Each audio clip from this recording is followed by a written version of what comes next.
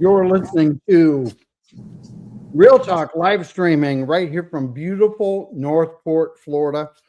I've got a really, actually, I want to say this out loud, a real good friend, a really good asset to the city of Northport, amazing in the EOC, and very much an integral part of the success of the EOC, along with the other team players within. But Mr. Mike, can you just give a quick introduction about yourself and who you are and what you're responsible for? Absolutely. I'm super excited to be with you here today, and I really appreciate that, John. I'm happy to be here. So my name is Mike Nevarez, and I am the Deputy Emergency Manager for the City of Northport. So I'm within the city's emergency management team, and what we do essentially is we do all facets of disaster preparedness for the city, disaster response, recovery, and mitigation. So kind of all across the board, anything and everything that the city deals with in terms of disasters kind of falls within the bucket of emergency management.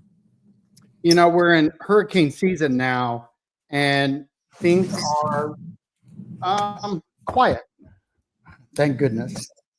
I don't like to use the Q word. What did you use? I'm game. We use the Q word, but we're not allowed to say the Q word. So it's been we've been patient so far.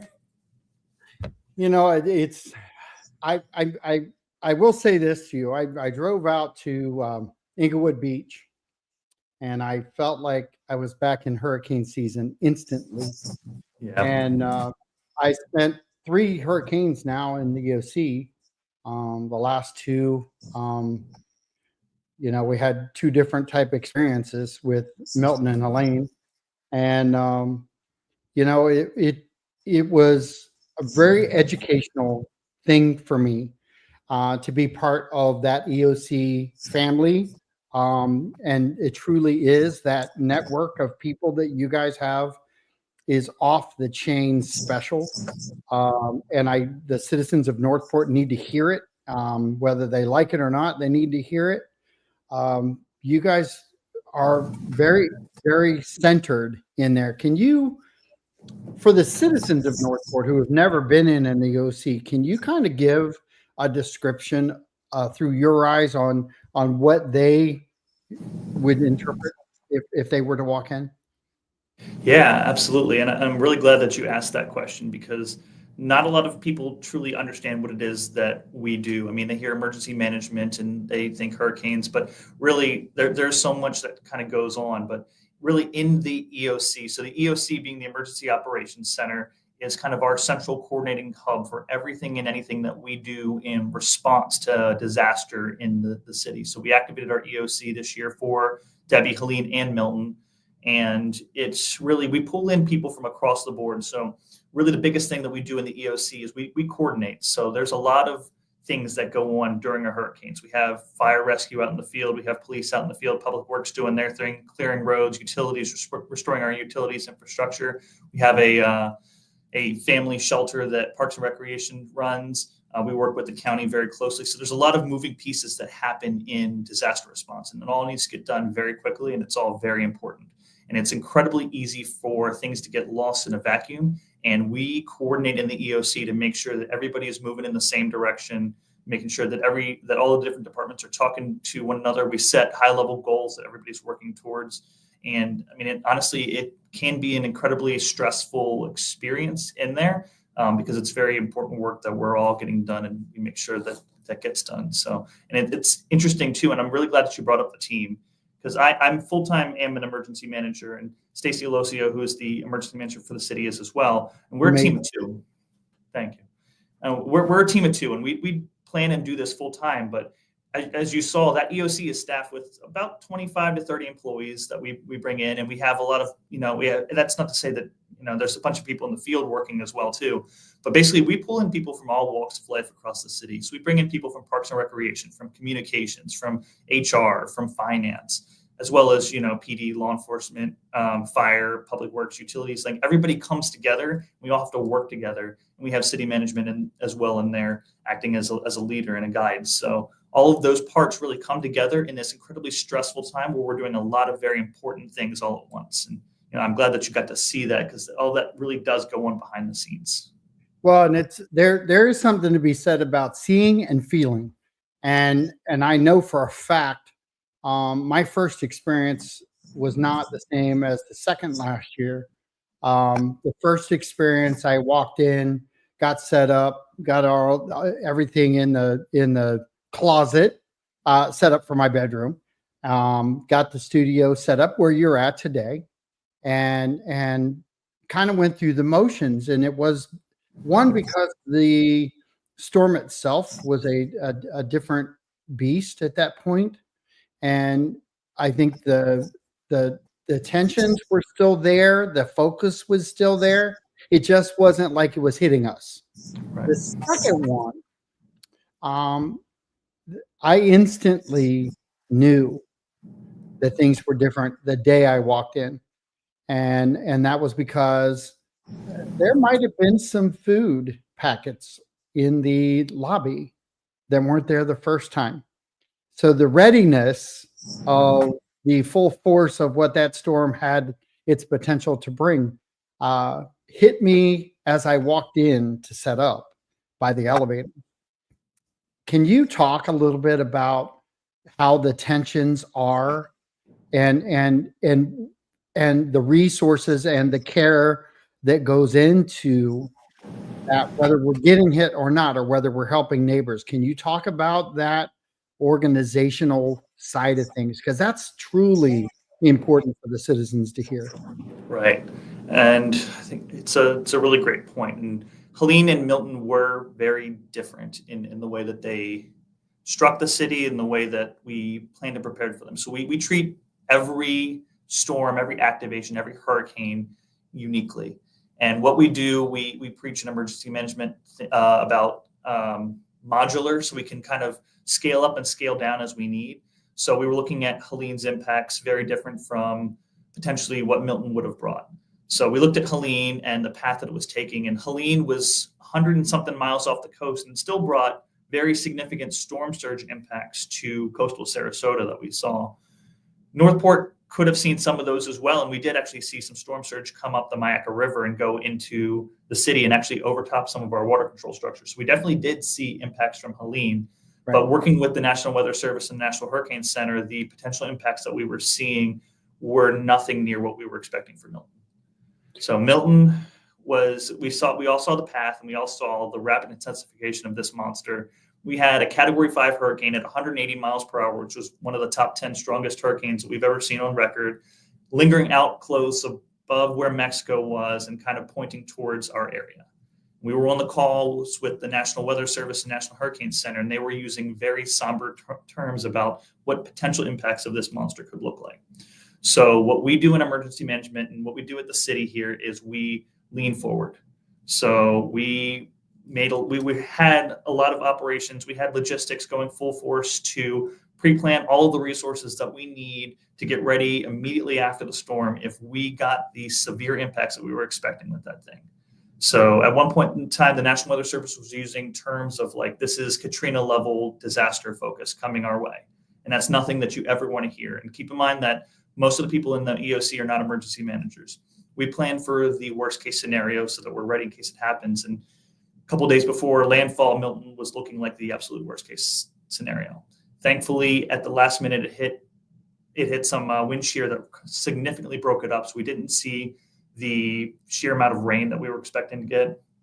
We didn't see the catastrophic Category 5 hurricane winds. I mean, Milton was still a disastrous storm, and it still very heavily impacted parts of the county. But thankfully, the decrease in intensity and the change that it had made it so we didn't feel the absolute worst case scenario that we were kind of preparing for. But we very much lead into that, and I would much rather order resources and prepare for what it's going to be and have to scale that down than for us in the EOC to be caught flat-footed and quickly need to scale up. You know, we're storm ready, and I used our slide and did a lot of things, and we've really created some really cool things with my son as far as alerts. Jason Bartolone was instrumental with communications.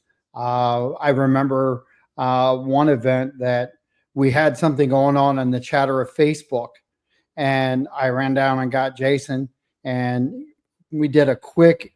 And I really don't want to call it an intervention, but it was truly I get chills talking about it because it was impactful because the amount of pickup that we had from going live and being able to take a negative story that was out there and completely flip that around with correct information and directly from the EOC and Jason.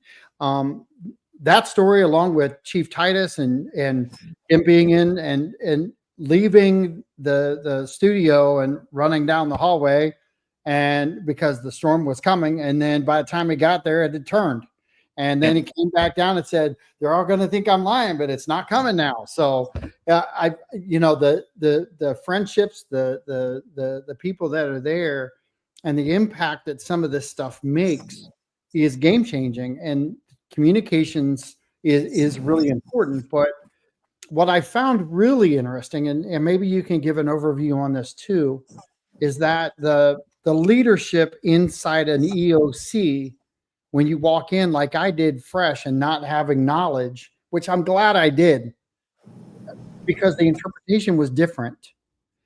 So I saw Chief Titus, and hierarchy says chief, and that's not necessarily the case. And Stacy was super about explaining that whole thing to me, and so it was a really educational piece. Can you kind of give that overview to the citizens on what happens with the hierarchy inside the EOC? Yeah, absolutely. So it's part of the system that we use. We call it the Incident Command System, or ICS, and it's actually a concept that FEMA puts out and teaches, and it's something that we've adopted here at the city, and it's adopted across the entire country. So ICS basically has it that you get a disaster role that you walk into for an activated EOC or an incident command post if you're out in the field. Fire rescue actually uses it day to day. So essentially what it is you have your incident command system role, and Stacy's in the EOC is the EOC manager, which is the highest position in the EOC, and she's reporting only to the city manager at that point in time. And city manager has actually delegated Stacy the authority to act as EOC manager during that disaster as the emergency manager. Chief Titus is in a role called the operations chief. So we have 4 chief level positions that report to the emergency manager or the EOC manager directly. And those are the operations chief, which would be Chief Titus, who would be essentially over all of the operations in the field. So that's going to be fire rescue, but it's also going to be police, it's going to be public works, and it's going to be utilities. And they all funnel up to Chief Titus acting not as the fire chief, but the operations chief. We also have planning component, which is going to be AJ Brown, who is actually he's a firefighter EMT journeyman, but he takes the role of police or of plans chief during the EOC, and he actually is over some of the directors in that particular role. So it doesn't matter really what your blue skies, we call blue skies versus gray skies, what your blue skies role is, if your incident command system or gray skies role puts you in higher up in the hierarchy. And it's a pretty strict chain of command, almost military-like, by the incident command system. And we also have communications in there as well. So Jason Bartolone and Madison Ingalls are our PIO, and that they sit as a command staff position directly reporting to the EOC manager, which is Stacy for A shift and myself for B shift. It's amazing because in any other scenario, a lot of these people are the head of what they do, and the rules they change a little bit, but there's still responsibilities that they must maintain for their jobs too.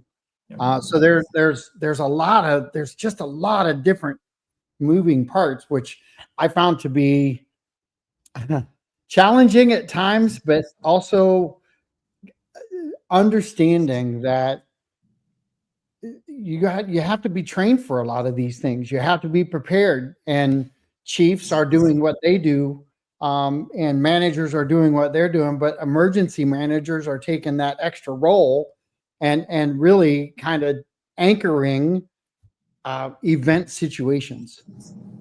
And go ahead. No, so it's really one of the reasons that emergency management isn't just during the storm, we flip it on and we flip it back off again. And it's something that we in our industry kind of push back against. It's because you're right, like all of these this doesn't exist in a vacuum. We don't just take these people out of their normal jobs, throw them into the EOC and say good luck. We have to plan. We write job descriptions for each one of these positions, and these people that sign up for these positions are placed in their position for their skill sets. They train for their individual jobs. They have job responsibilities, and we actually go through a mock exercise each and every year, one of which is actually this week. We're going to do a mock hurricane tabletop exercise where we take all of our EOC, get people together and run them through a scenario. So there is a lot that happens kind of behind the scenes, and we want to make sure that all of that planning and preparation is done so that we don't have to do it all on the fly, because that's really where you sink or swim. So there's another. I don't know if it's a bonus or not. I know it wasn't a bonus, but I don't think we talk about the people inside the EOC. And since I was part of that, the one thing that people need to understand is you're preparing a city. So when I went into the EOC, I was preparing to connect the citizens to the EOC, which is another component of this whole thing. And it worked out really well. Like I told you, the Jason Bartolone interjection into that whole Facebook conversation was a game changer. And that's really important. And things are going to get better with all these things that we're doing. But the people inside the EOC also have a responsibility prior to the storm to get their households in check, because their families, unlike going to a shelter, are not coming to the EOC. Can you talk about that responsibility and the impact that I felt and the rest of us felt when we went in there understanding what we had to do? Yeah, and truthfully, the people that we have in the EOC, they are all rock stars.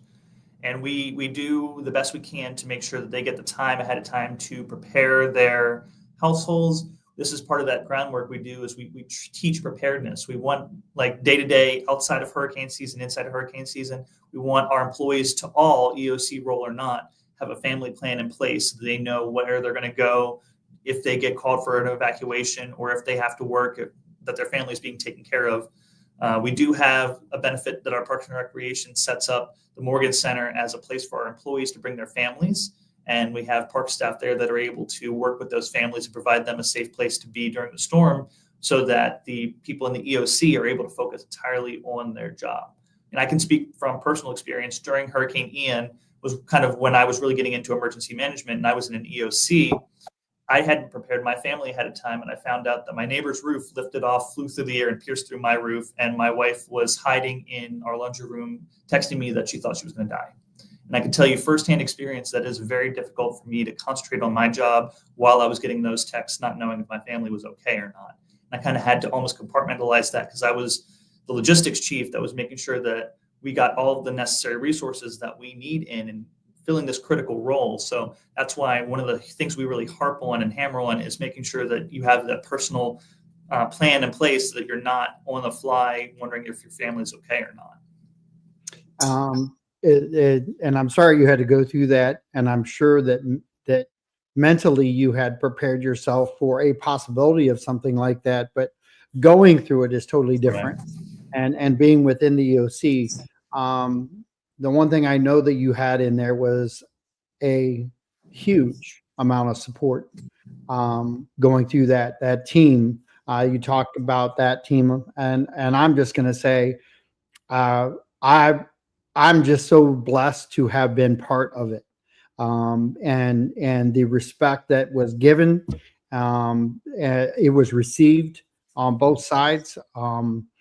I know for a fact that what you went through, if anybody else had gone through that inside the OC, they would have had kid gloves around them, and just a ton of support. And you talk about storm ready and the preparedness of the city. Can't prepare you for things like that, can they? Not truly. I mean, we try to do as much as we can to get people out of harm's way, so that situation that I was in doesn't happen to anybody else. And I want to ask this, because I dealt with it after the storms, and was driving around and trying to get people to obey signs, and so we had pretty major damage up and down Price Boulevard, and the roads were closed, and the roads were actually disintegrating every time somebody drove over them. You could just see the amount of pressure from the water, and that's why the roads were closed to maintain at least some access for emergency services. And I can't begin to tell you, and the citizens that are out there that know my face, and it's hard to forget it. Um, the citizens are out there knew I was yelling at them. I was trying to keep them off of the bridge because that emergency service, if you washed out one of those bridges, it did make people on an island, and emergency services would have had a completely different routing. Would have been more air or by boat, because the bridge would have been gone. Can you talk about the importance of paying attention? We talk about preparedness, and they can find all that information. We talk about being storm ready, and we know we are, as a city, as citizens need to be. But how about the preparedness post storm, when people really need to pay attention at the emergency situation within our city? Yeah. So the first and foremost thing I would say is that find a way to receive information. So we have a webpage, Northport, florida.gov/alerts. And that's our alerts page. And that has pretty much every way that we get out information after a storm. Partnerships like we have with you is an amazing way that we get information, all this emergency information, out to the public. If I can push one particular thing, it would be signing up for alertsarasotacounty.com. And that is essentially the Everbridge system. It's our emergency alert system that we use. It's not something that you get spammed a lot on for, this, that, and the other. This is literally emergency life-saving alerts that get sent out for your area if you sign up for it. So I would highly, highly, highly encourage everybody to sign up for that. But I mean, you bring up a good point about driving through Price Boulevard, and we hear a whole lot about, water in roadways, and that's a big theme. And I understand that it is what it is. We push, and the same thing the National Weather Service pushes, is turn around, don't drown. That's literally the verbiage that we use for a reason. And it's because, a foot of moving water is incredibly powerful, and it's the biggest killer after a storm. 1 foot of water moving pretty quickly can sweep a car away. And that is how most people drown, is in vehicles. So I get that, you see that there's a lot of ponding in roadways sometimes, and it's an inconvenience, but truly we send out information, turn around, don't drown, as life-saving for a reason. So, and you bring up the point with the bridges, in a storm-based scenario with catastrophic damage, there is a possibility that a roadway could be impacted and you're not able to see what's underneath there. So that turn around, don't drown language is extra important. And I appreciate you doing the good work out there, trying to get people to literally saving their lives. Well, we had, I will tell you, I took videos. I went out and really did the research on hand. The giant sucking sound from the drain behind Kia, with the flooding that we had there, it was terrifying to watch cars drive past the road closed sign, knowing what kind of pressure that road was under, first off, because it was the barrier. And I stopped a couple people and I said, you may be wanting to get somewhere, but I want you to think about the road being closed and the amount of water. If that road would have given way down the creek line that runs next to Kia, it had the potential to shut down 41. At that point, 75 was shut down. If we shut down 41, that just completely changes everything for us, because that would have been 41, Hillsborough, Price Boulevard, Tropicare, and 75 all shut down. That is a game changer in an emergency event. And that's what people need to understand is you can't compound it. The more we compound those type things, the harder it is for an EOC to operate and get things corrected in a quick manner of time. Anything to add to that? Yeah, I mean, the thing that we really push immediately after a storm is please, please, please be patient. If you're in a safe place, you don't really need to go out and start driving around immediately after a storm. I mean, it's likely that power is going to be down. There's going to be debris. You can't really see while you're driving. Could be flooded. Could have ponding in the water. You don't know what the conditions of the water is. Really, stay home and be patient until everything is clear and it's safe to be out once again. So unless you're in a situation where your life is already impacted or in danger, we had hundreds, if not thousands, of stack 911 calls that we needed to field after Hurricane Ian, and we don't need to add additional flooded cars that people need to be rescued out of the already taxed load that fire rescue and law enforcement were under. Absolutely. And the reason that they weren't posted at the sign is they're busy doing other things because the whole city was under that stress. So Yes. people need to take and I say this all the time, you can point your fingers, but take self-responsibility. If you see somebody going into a road closed sign in that scenario, just step out in the road and correct them. And you just have to be professional. Talk to people, let them know why. They still make the choice to drive over the road or not, but I'm going to tell you, I stopped more than half of the people from driving over that road. And I initiated help from one of the houses that was right there. And he actually came out and I think he did it for a few hours. So it understanding that we all have to be good stewards. We want our commissioners to be good stewards of our tax dollars. We want the EOC to be good stewards of an emergency event. The responsibility of citizens is to be a good citizen for their city all the time, let alone in an emergency event. So take care of the closed roads. Be very kind and sensitive to why you should stay off them. We're in season now, and I know that there's probably some tax-free incentives out there coming up. Do you want to highlight the tax-free stuff that's going to be happening? Yeah, I would love to actually. So this is a big bonus to the entire state of Florida. So the Florida legislature just passed a law. So previously there were the tax-free holidays for hurricane preparedness. Yep.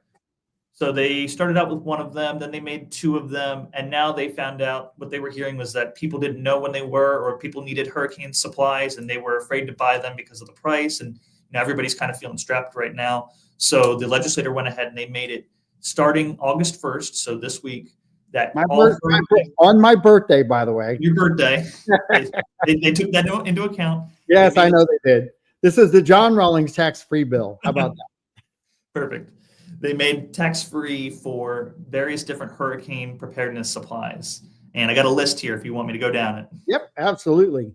All right. So starting from the top, so they made batteries tax-free. So that's like your AA, AAA, CD, 9-volt, 6-volt batteries. They are all tax-free now year-round. Fire extinguishers, life jackets, gas cans, even portable generators are now going to be tax-free, which is going to be huge. Smoke alarms, carbon monoxide detectors, tarps, tie downs, and actually, believe it or not, they've now made sunscreen, insect repellent, and bicycle helmets also tax-free. That's actually outstanding because when you don't have a house and you're outside all day cleaning it up, you need protection. Yep. When your AC is out and you've got to be outside and the bugs are flying in your windows, I mean, I get it. And then actually, believe it or not, food, so the shelf-stable food, bottled water, and first aid were already tax-free, but they still remain tax-free. So those items you can get tax-free as well. So when people are buying bottled water ahead of time, not making a run on the store right beforehand, buying their bottled water ahead of time, that's already going to be tax-free. Fantastic. That there's a lot of responsibility in our EOC, but we climb the ladder with leadership. Can you talk about the flow of information and where it kind of starts and how our EOC falls into the line of participation. Yep, absolutely. So information as a whole comes from everywhere. So I'll start with that. So we get information from the residents just calling in and letting us know what they're seeing afterwards. That information funnels into our EOC. It's processed by our communications team through our emergency call center, and it's kind of funneled at every level of the EOC. Now, myself or Stacy as the EOC director, we're working very closely. We're funneling information and goals down to the operations, the planning, finance, logistics sections that are all doing the good work. We're also working with our policy group, which is our city leadership, our commissioners, on kind of strategic direction of here's what's going on, here's what the operations that we're running, but strategic, making sure that we're meeting the goals of the city in our disaster response and recovery. So all of those components are kind of going on. And then we also work incredibly closely with the county and our state partners and even our federal partners. So part of the way that disaster response works, and it's built actually in Florida statute in 252, is that we funnel our requests and information up through the county. So if there's something that the city needs additional resources for, or additional information or guidance from the state, we funnel those up to our county partners. So we work very, very closely with Sarasota County, and that's done on purpose. I mean, it's written in the statute. It's designed for things to flow from our city to the county if there's things that go beyond our capacity to respond. And in a catastrophic incident, think Ian, that's beyond what any individual city or county can handle on our own. So in an Ian level scenario, we were putting requests for resources up to the county, who then in turn was pushing them up to the state, and the state to the feds, because it was beyond what even our county or sometimes even the state of Florida could handle as far as some of the resources that we need to bring in. So search and rescue teams, additional first responders, mutual aid, all of those things were going up to the county level, even the state level, and the states were working state to state or the federal level for a lot of those key resources. With keeping prepared, what should people do now to prepare for the hurricane situation that may happen? I don't want to float it out there, but we all have to be prepared for a lot of things, and the state of Florida is really well known right now for getting zapped with hurricanes, and I think people have become more cognitive of it's possible that it's going to happen versus we haven't had one for years. We've now crisscrossed ourselves to panic level, I think, for some people. But I don't want to instill panic. Calmness is the best way to go, and preparedness will keep the panic down. With the tax breaks that we've got and everything else that's happening with tax-free, being prepared ahead of a storm is crucial. And I know we've got information that we actually worked with Sarasota County on their preparedness stuff, because why do it twice when you have a piece that's pretty close to perfection? And I learned that from Stacy. So can you talk about the preparedness and why people should just take a calm approach and just check mark it off and be prepared? Yep, that's an incredibly great point. And so the document you're referencing, the Sarasota County All Hazards Guide, it's available on the Sarasota County website. They actually sent so many of them out that I think that we've exceeded their print limit, so they're going to need to print some more. But that All Hazards Guide is a very valuable resources for hurricanes, but just for everyday all hazards preparedness. Sometimes in Florida, we get a little bit locked in on hurricanes because it is our biggest hazard, but things like wildfires, things like domestic security incidents are very real things that we in our field look at as well. And the guide kind of covers an across the board preparedness approach. So if you haven't already done that, I encourage you to look at the Sarasota County All Hazards Guide on their website.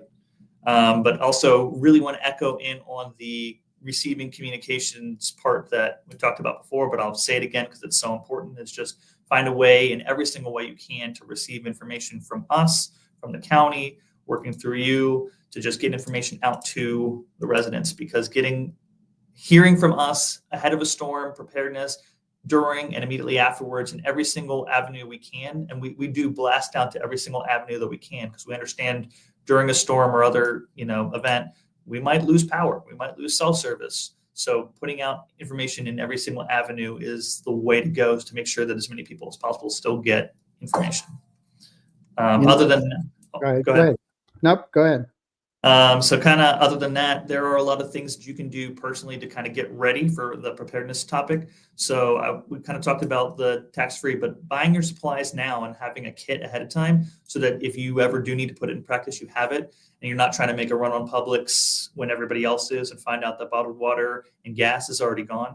So if you go into that Sarasota County All Hazards Guide, it has a supply kit in there you can use. Another great one is actually ready.gov.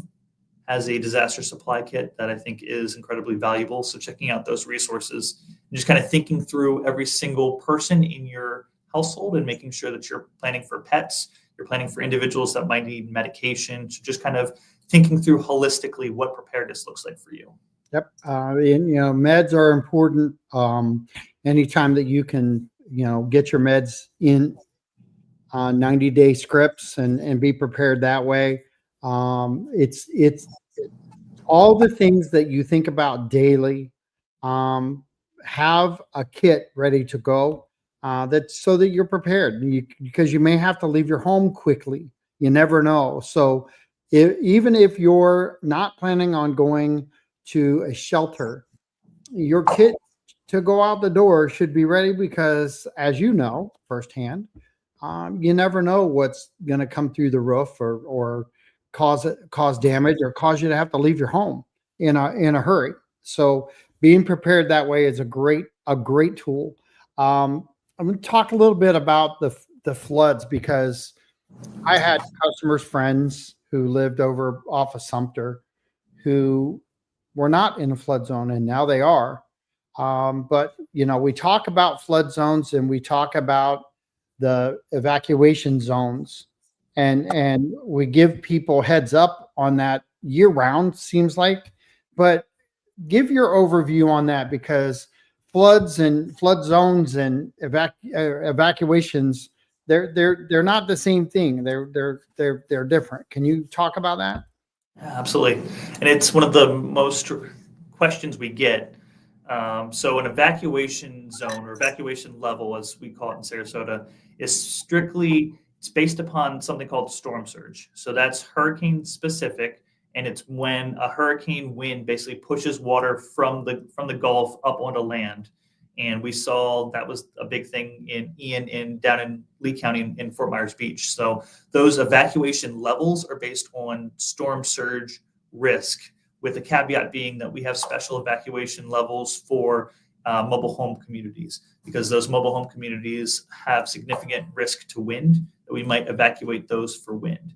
So what those evacuation levels basically are, and it kind of starts with the county, is they are the levels that we call first for evacuations for a hurricane for storm surge risk. So as we saw Helene and Milton kind of barreling down, the National Hurricane Center was giving us projections of storm surge, where that storm surge could be going up. And there's a lot of factors that determine storm surge, like the size of the storm, how strong it is, what the very specific angle of the storm coming in. And we saw that there were areas where storm surge could be getting up into the C evacuation level, which is why the county made the decision to call evacuation level C for Milton. It getting broke down kind of backed off some of that storm surge, but evacuation levels are tied entirely to storm surge threat. And it's the way in which evacuations are called for a storm. It's very different from flood zones. So flood zones are something that FEMA sets up, and basically what they are is the vulnerability of an area or residence flooding on a day-to-day basis. So flood zones, and particularly the ones that we see, are the high hazard flood zone. Those are the ones that seem to change recently. So the high hazard flood zone, all it means is that FEMA says that this house or this area has a 1% chance of experiencing a flood in a given year, or what they call the 1 in 100 year storm. I don't really love that title, because it makes it seem like, hey, we just had a storm that hit that level. We're not going to have another one for 100 years. But that's not what it means. It just means that there's a 1 in 100 chance that this house is going to flood. Right. And when we have Ian, and then we have Debbie and Helene and Milton and all that coming again and again and again, it's making that 1 in 100 not really a thing. So that's kind of some confusion there on that labeling, but that's essentially all that is. So FEMA says that this area is a high hazard area, or it's a chance for a 1 in 100 year storm.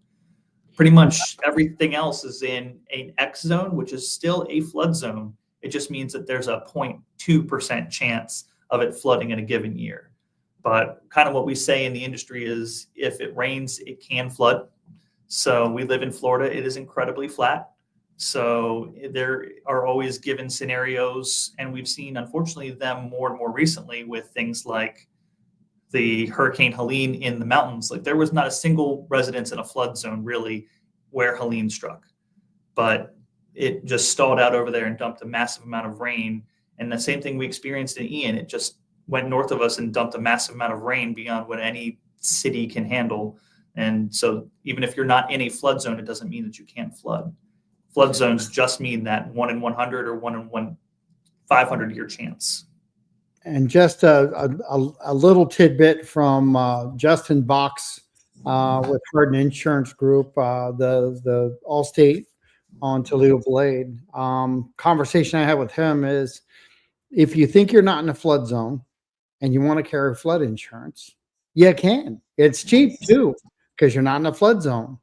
And I'm positive, and I'm not picking on people, but I'm positive if the people who were not in a flood zone before that are in a flood zone now thought about getting flood insurance back then, it would have saved them a massive amount of stress, and it would cost them probably less than $300 for the year to go ahead and get that policy, which, sometimes you have to reevaluate, prepare for the storm, be ready, do all the things that you've got to do.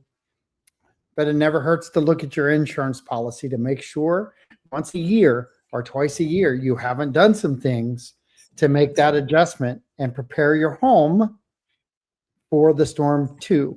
So that's just my little extra tidbit, because we usually don't talk about homeowners insurance on podcasts or streamings like this, but it's important to look at the totality of your life, because a life-changing event could be your house being washed down the canal and not having flood.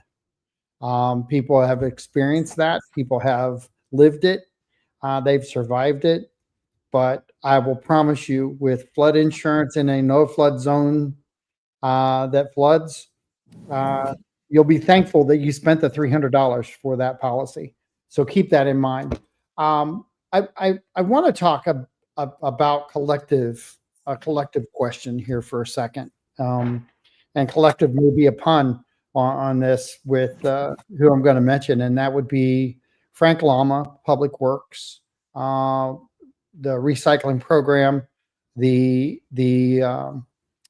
effort that was put in there with organizing debris. And, Frank, I think probably is about 10 feet tall, because I keep elevating him all the time, because I think he's a mastermind at what he does. And we're blessed to have him and his department and people within his department that all play a critical role in supporting our city on the normal everyday operations.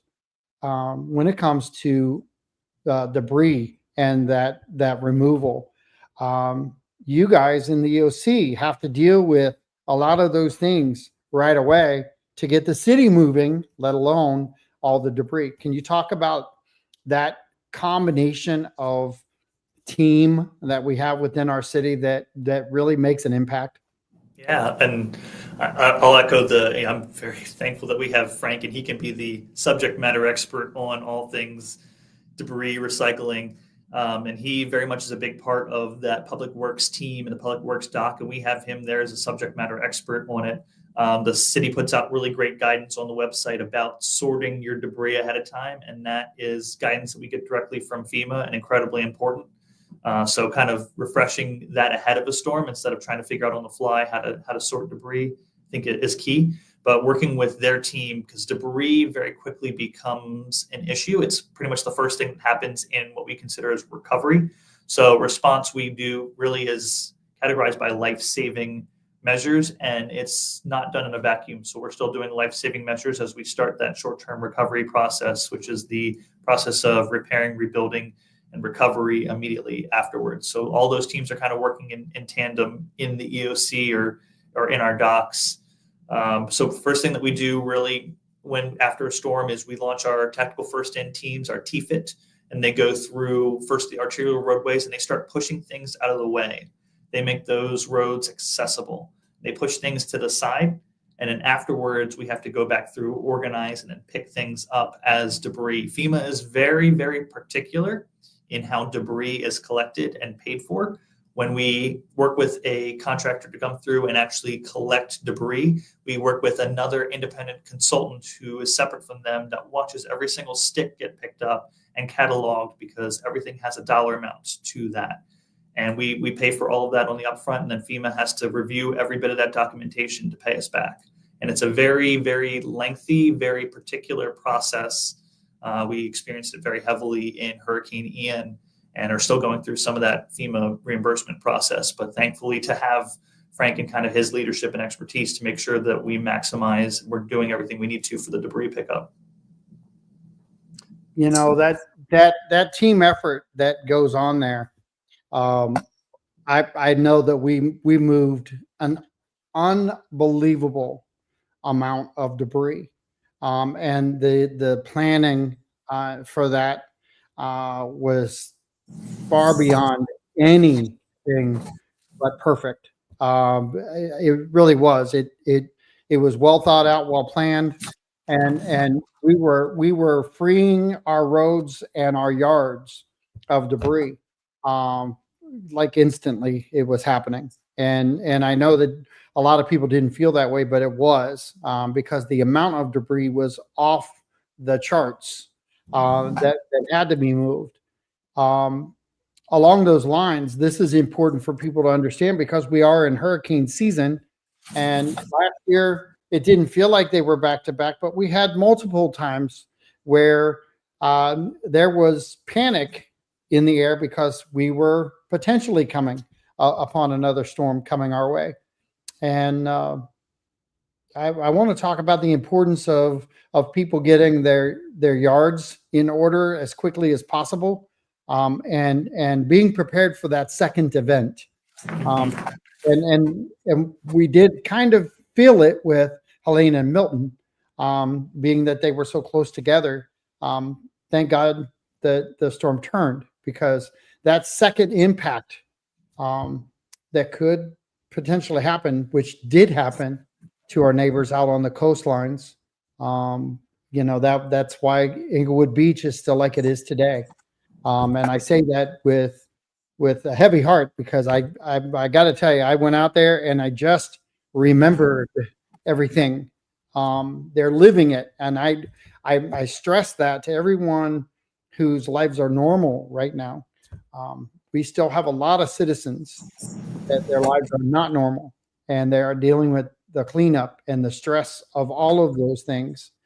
And we're just blessed to have only had one. But with that being said, if we have that second event, people really need to be geared to get things cleaned up and prepared for that second event, because that debris left behind, I know that things were happening at a very, very crazy pace, because that is more scary, leaving that debris behind, because of the damage that could occur from flying debris, correct?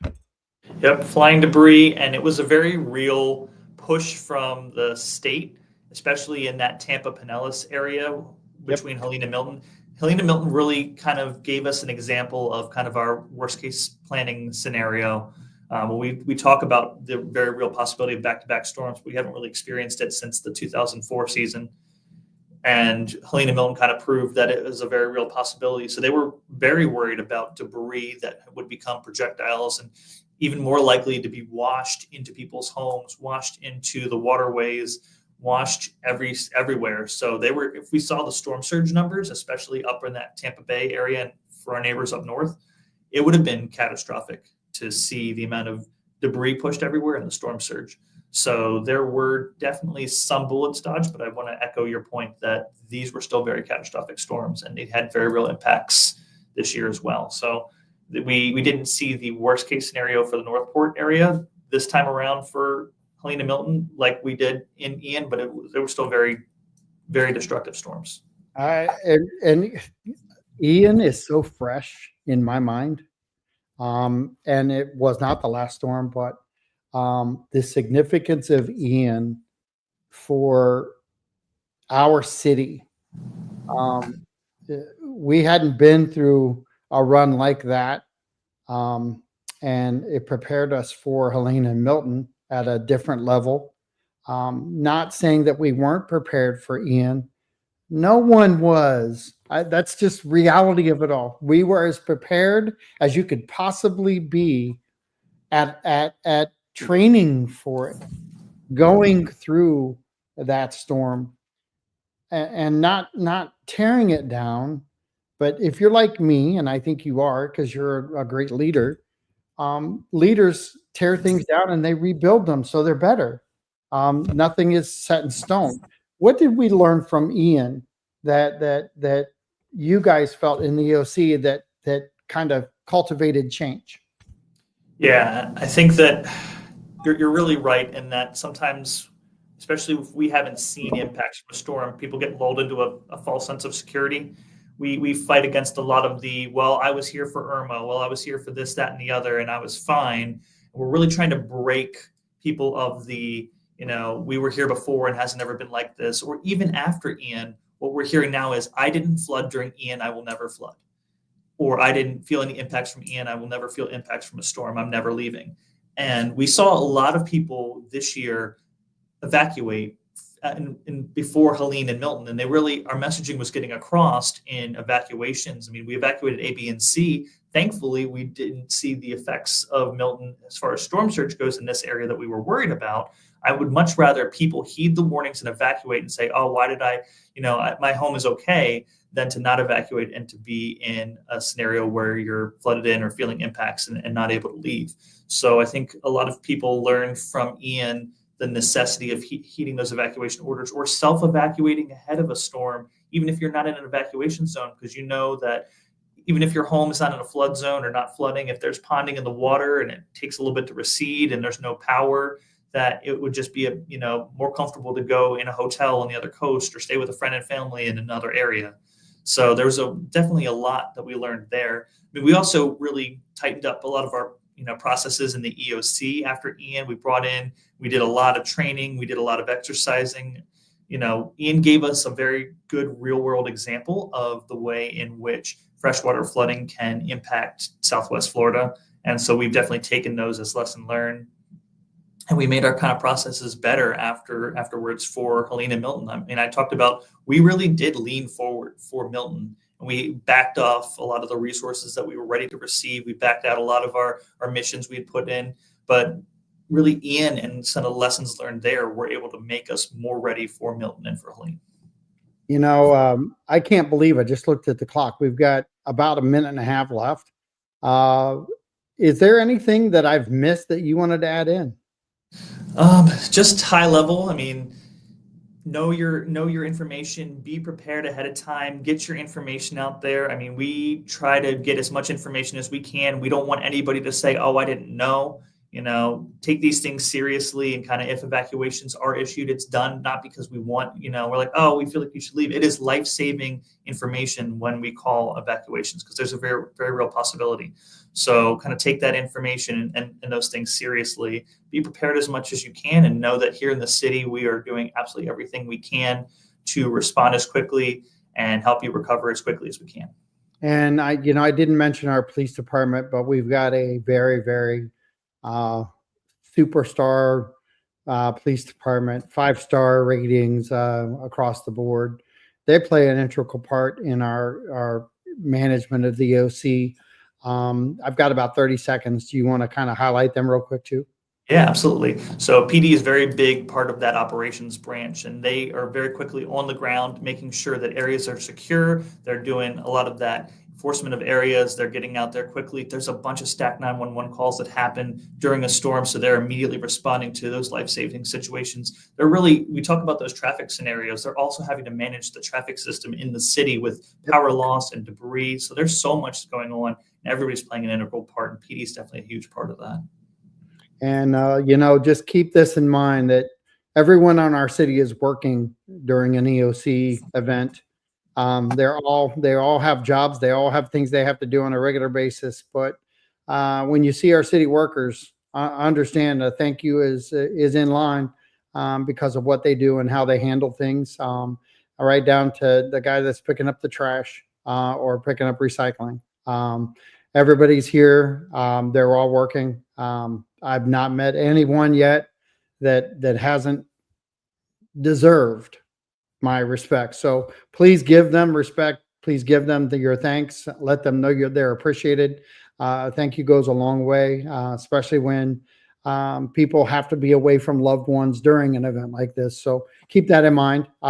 Mike, I really appreciate you being part of the show and part of the live stream. So hopefully we'll have you on again, but hopefully we'll have no hurricanes out there in the near future. Thank you, John. I appreciate you having me. All right. Thank you so much. This is John Rawlings with Real Talk saying thanks for listening in. Please share and like the page. If you have any questions, comments, or show suggestions, please let me know. My cell phone number personally is 941-391-4663. That's also my Remax number. So keep that in mind. Thanks. Have a great day.